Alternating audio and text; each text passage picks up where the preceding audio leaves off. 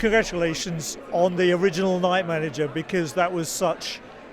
Well, I've been reminiscing about what an impact Tinker Tailor Soldier Spy, the Alec Guinness version, had. Absolutely. It was a cultural phenomenon, and this gripped people's imagination in the way that espionage series weren't gripping people at the time. Yeah. So what do you think was the secret sauce that came between the writing and putting it on screen? So, you know, a million things have to go right to have anything that's a sort of a success, really. I think we were given an amazing time slot. That's not the sort of the headline, because everything starts with the written word. It starts with the script, but you know, we can sort of tail that back even further, obviously back to the source material, which is John le Carré, really. And it came together relatively quickly, in a way, the first season, in that as soon as sort of we knew the book was brilliant, we knew that, well, Hugh, obviously, Laurie has been a complete le Carré aficionado. Tom is designed for this sort of material amongst many others. So suddenly and very quickly, the fundamental jigsaw came together.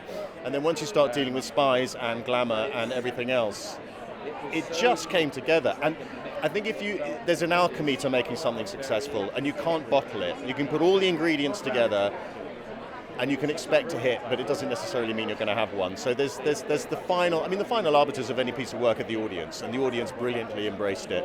I remember my mother-in-law was watching the final episode, came over to our house, and she spent the entire last hour with her hand firmly gripped on my knee.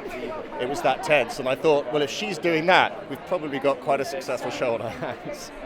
Because it's so well written in the characters. Yeah. I've been saying it's almost as far away from everyday reality for most people as sci-fi or Jurassic Park. Yeah. But the responses are so human and so authentic that I think that was one thing that helped pull so many people in. Yeah. I think also the fact that it was on weekly made a difference. I think we've missed that notion of gathering around and discussing what we've just seen. And I'm hoping that happens again. I'm not quite sure the rollout, but I think we might be weekly, and that will be fantastic. Because I think, you know, if we desire anything in life, we want to be part of a community, and if you can have a sort of a shared experience, which this kind of show offered, a completely fantastical escapism, dangerous, exciting, glamorous, it brought people together. To your point, it really did bring people together, and I think the same thing will happen this time. And in fact, I've been asked more about this show in the last 10 years than anything else I've ever done. So it hit something really beautifully. It really did. With an audience, we were just, we were received so beautifully. And one thing the Night Manager does so well is it combines the kind of locations that you might see in James Bond or other espionage series are available. Absolutely. But with such authentic responses, what about you? What is your favourite location moment? Because you had so many in the first series. Well, I had a kind of extraordinary time on this one, in the sense that Hugh Laurie obviously is an executive producer on this season, after what happened to him obviously at the end of last season, but he's obviously creatively been very much involved in the show. And overseeing scripts and with Tom as well. And there was a time when he came out to visit set. We were in Colombia, of all amazing places, staying in this incredible house.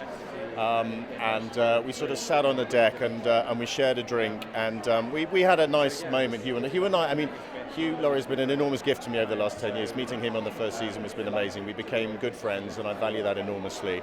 And his smarts and all the rest of it. But I've missed. Being a part of Hugh's life's been extraordinary. But we did have a moment where we had a drink, and we kind of looked at each other and just sort of went, pretty extraordinary.